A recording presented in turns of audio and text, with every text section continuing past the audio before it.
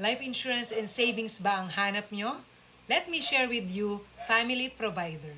Meron tayong tinatawag na 4 pillars ng financial planning. Ito yung education, life insurance, retirement, tsaka health insurance.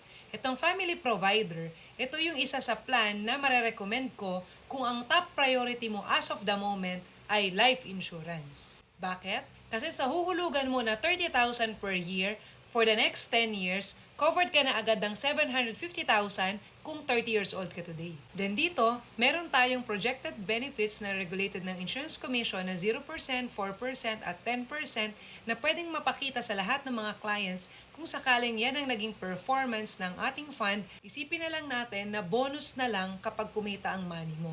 Ang pinaka main purpose natin is ma-forced ka mag-save at hindi mo magastos lahat yung pera mo. Kung naghahanap ka ng hindi lang life insurance at savings plan dahil mas gusto mo ng ibang benefits para mas maging comprehensive ito yung gagawin natin. Lalagyan lang natin ng accident tsaka health coverage para sa'yo. So 10 years to pay din ito, pwedeng shorter, tataas lang yung hulog. From 30,000, magiging 45,000 naman yung huhulugan mo. May kasama din itong AIA Vitality.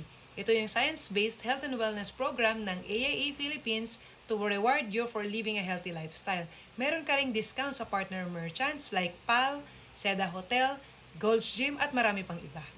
Want to know more about Family Provider? You can send me a message or you can comment down below.